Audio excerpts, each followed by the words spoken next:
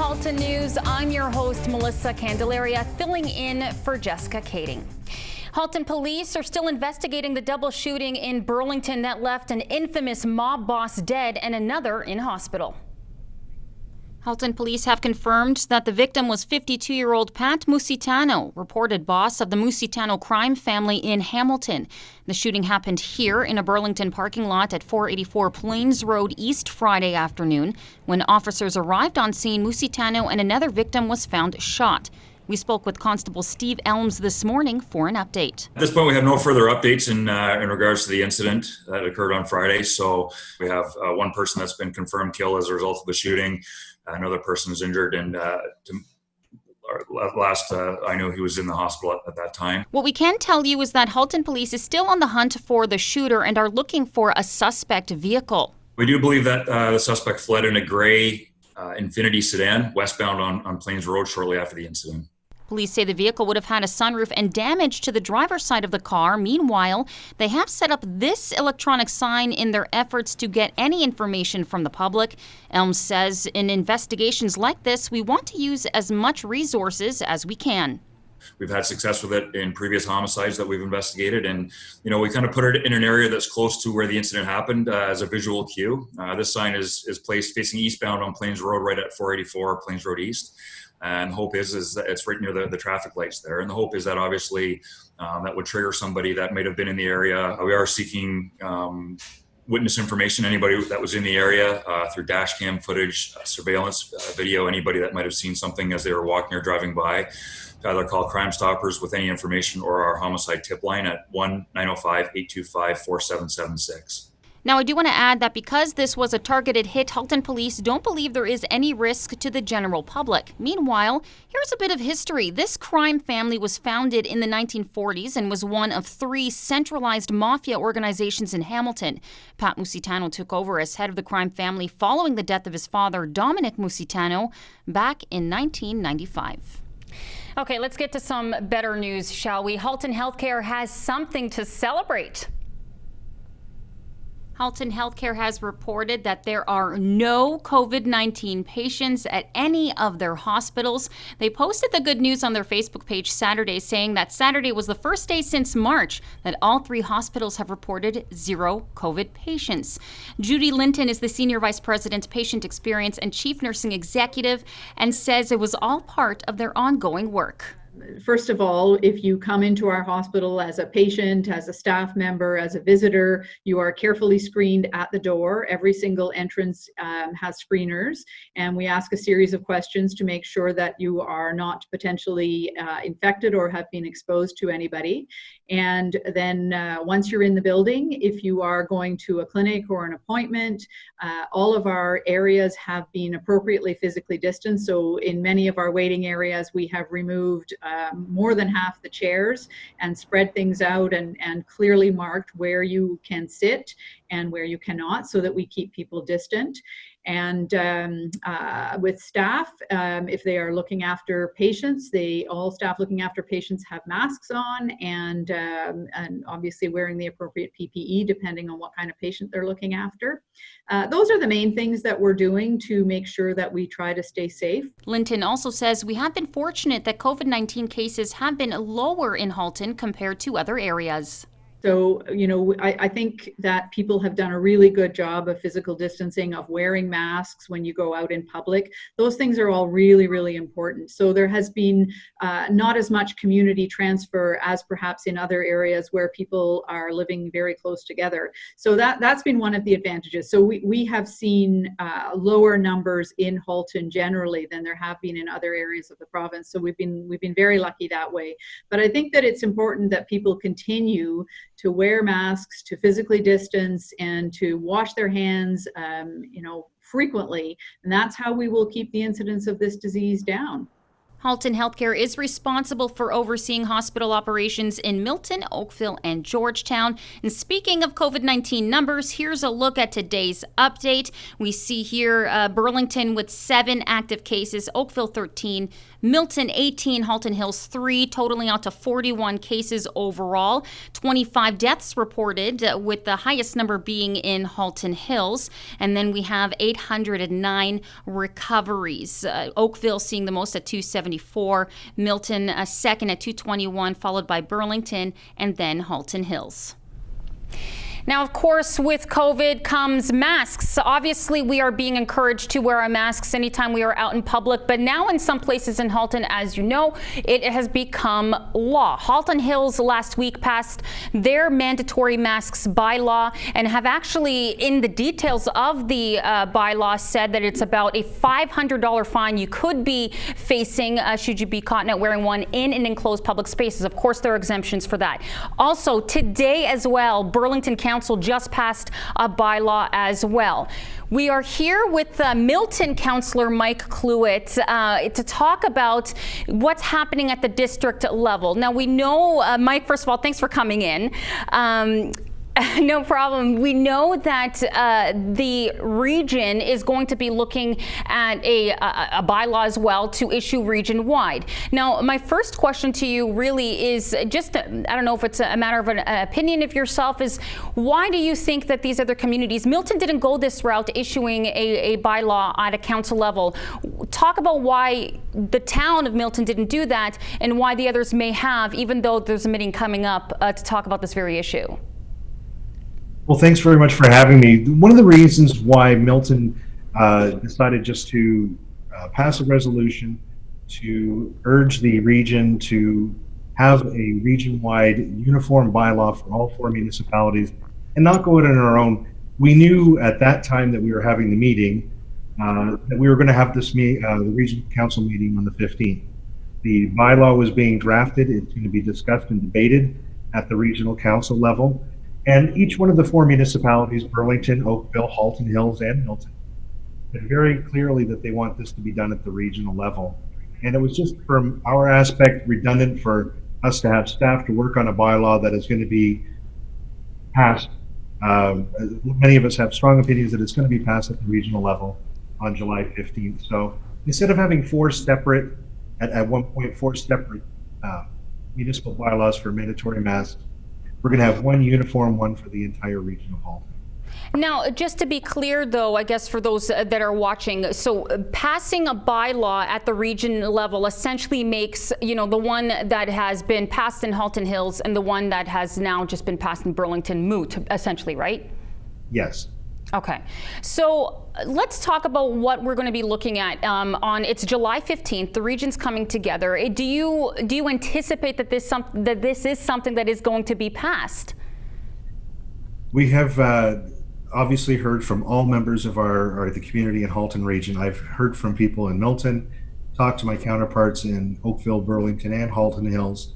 There is a clear mandate from people, strong opinion that there should be a mandatory mask bylaw, and one that should be obviously from a uniform basis. So if you have a business in Halton Hills and a business in Milton or Burlington, all the same rules apply. We're going to try to map it, design it as close to the City of Toronto bylaw as possible. There will be some exemptions for people who have some medical conditions, autistic children essentially, who physically can't wear masks. If there's going to be an age limit, but again, this is all going to be discussed on the 25th and debated. But the overwhelming opinion from many of the elected officials at both the local and the regional levels is that there should be a mandatory mask bylaw for Halton region, and one will be passed on the 15th. Okay, we have about 30 seconds left in our interview. So just really quickly, what time is this meeting happening on the 15th? 9:30 in the morning on July 15th. Halton.ca, if you go to the regional council section, there's a place where you can see the videos and there'll be a live feed. In the meantime, if you want to contact the region at the clerk's department and become a delegate, you can do so electronically, as we've all been able to do. And we're going to have that discussion. Okay, well, thank you so much for taking time to speak with us on this program. Thank you, Melissa. No problem. Okay, a former Toronto Blue Jay was in Burlington over the weekend. Joseph Brand Hospital posted these pictures on Facebook of former Blue Jay player Dalton Pompey and his father dropping off some PPE donations in support of Joseph Brand's hospital COVID-19 response. The hospital says they appreciate their support for their frontline staff at the hospital. Well, it's certainly no secret COVID-19 has had a massive effect really on education right from the start of this. And we are here right now with one of our producers, Nikki Wesley, who's going to be doing an educational series on our news program this week. And I guess really, let's get right into it. My first question for you, Nikki, is really what brought on this kind of motivation to want to do this series? Absolutely. So as a parent myself, looking at Minister Lecce's announcement last week, where we're still really not sure what direction education's going to take in September. I know that as a parent of two young kids, I have incredible anxiety about September, and I felt that, the community members of Halton must as well. So I started speaking with teachers, with support people around the region. Some people have lost their jobs.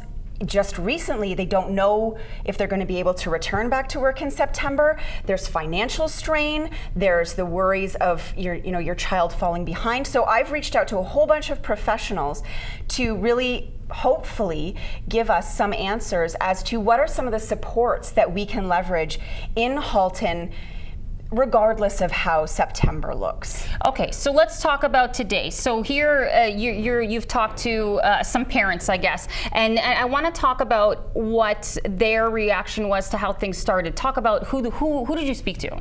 Absolutely. So I spoke with Julie Campbell and her daughter, and because obviously it's the students and families that are really going to feel the effects of this on in September. Mm-hmm. And so it was eye-opening for me because their children are older than mine, and I really wanted to see how the high school experience was. And so the first person that I spoke with was Julie Campbell. Online learning, I thought at first was going to be fabulous. I was going to be the best teacher mom there ever was, and it was going to be great. And I think it was day 4, so not even a full week into it, I realized how hard it was to kind of take the information and the curriculum from the computer and apply it in reality so that my children could learn. So it was a struggle, to be honest. Yeah. So when the news came out yesterday about the 3 different options of what September would look like as far as education goes for kids, it made me think right away, like, if I'm working full time, how am I going to be the support that they need if they're home 2, maybe 3 times a week?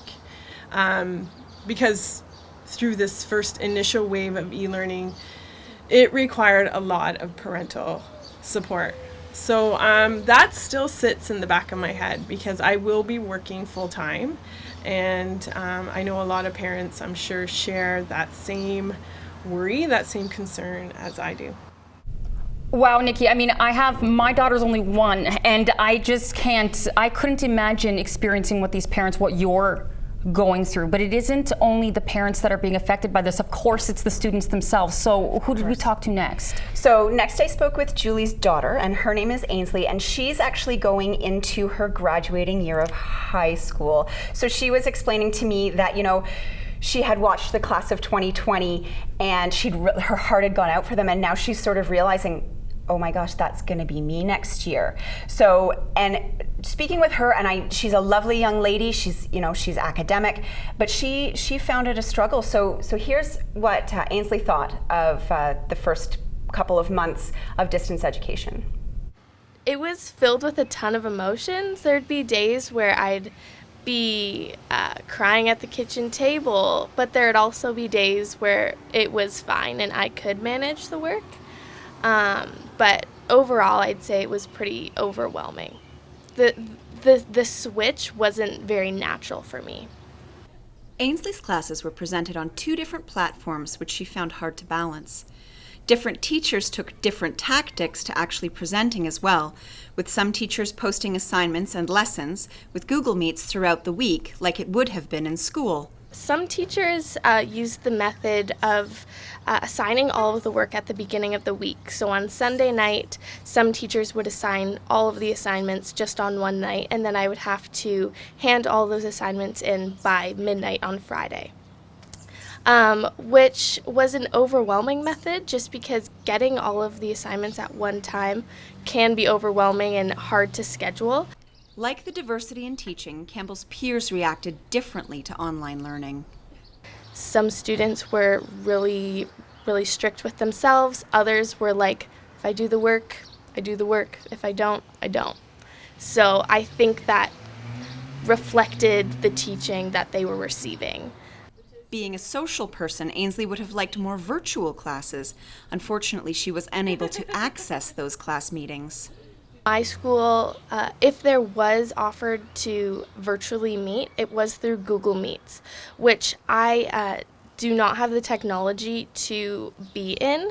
So my computer did not allow me to be in Google Meets, which meant that I couldn't participate in those discussions. What does Campbell think of the proposed models for her education in the fall?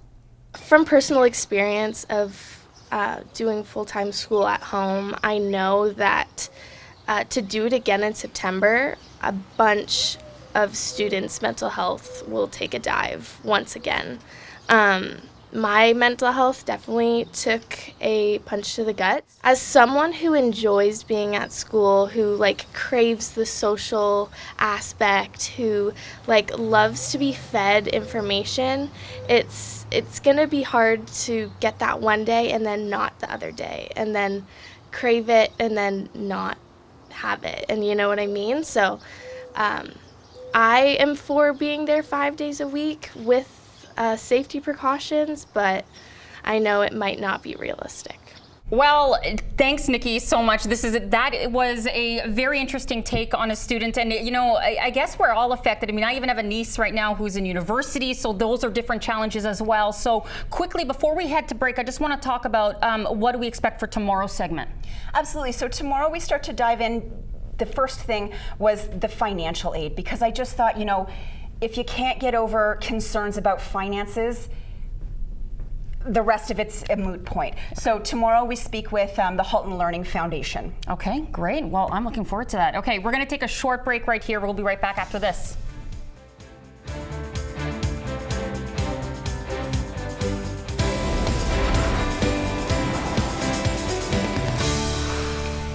Welcome back to Halton News. I'm Melissa Candelaria, filling in for Jessica Kading. Do you feel burnt out yet by all this COVID-19 stuff? I'll admit, I certainly feel that way sometimes, especially when I'm chasing after a 1-year-old. Now, the Empathy Clinic has some ideas on how you can identify burnout and what you can do to turn that around.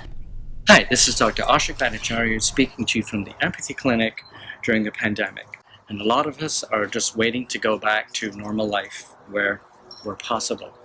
But a lot of us are experiencing burnout. Burnout is what it says. It's when things feel too stressed out and things are beginning to snap and burn. Who's sensitive to burnout and susceptible? It's usually productive, people-pleasing professionals. They're piling on too much. They push harder and harder until something breaks. Burnout starts with physical and emotional exhaustion. It can make the person feel numb and detached, as if they're not caring as much as they used to. Finally, they might start to make mistakes. This is a problem because they may not want to share that they've made a mistake with someone because they're feeling embarrassed, humiliated, and ashamed. And it's really important to try and take inventory. In fact, anticipate that you're going to get burnt out. Doesn't mean you're going to, but it means that if you plan for it and maybe even prevent it. Be realistic, try and balance your life. Talk to colleagues, they are going through exactly the same thing. They can share you their story, maybe some strategies that they've been using to help, and they can also get the support from you, which is also very gratifying. Find a support group, that can be invaluable. Don't forget your brain fitness, which means looking after your health, your nutrition, exercise, and general sense of well-being. So please stay safe, take care, and we'll talk to you next time.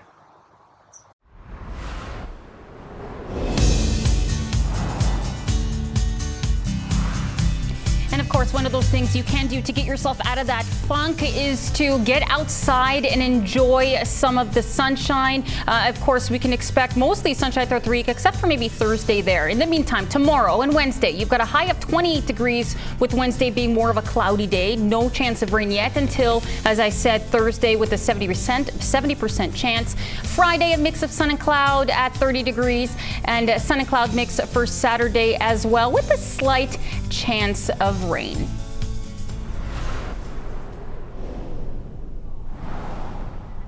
And here's a look at today's numbers.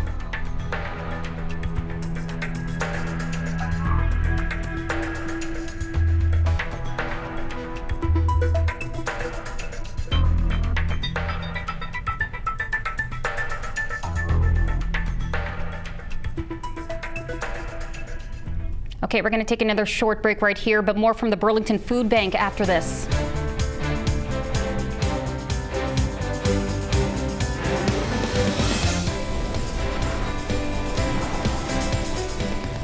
Welcome back to Halton News. The Burlington Food Bank has been pretty good with giving us updates since this whole pandemic began on how they're doing to serve the community, and what's more important, what they're doing to keep their own volunteers safe. Take a look at today's update. Hi, this is Robin Bailey, the Executive Director of the Burlington Food Bank, and we just wanted to let people know that we continue to make sure that since we are in a confined space, we're making sure that all of our volunteers wear masks when they're in close quarters with one another, as well as gloves and other PPE. One of the tough things for us to find in bulk anyways is gloves, and we found a local company that sells them, so we've been able to make a purchase and they're getting dropped off today. So we're really appreciative of that, and we want to make sure that other people here in Burlington are doing the same thing. That you continue to shop local when you can, that you're going to the local restaurants and supporting them as best you can if you're able to, and that we just continue to watch out for one another, that it's not just a short-term thing, but in the long term we got to make sure that we take care of each other and that we stand together as one city, nice and strong.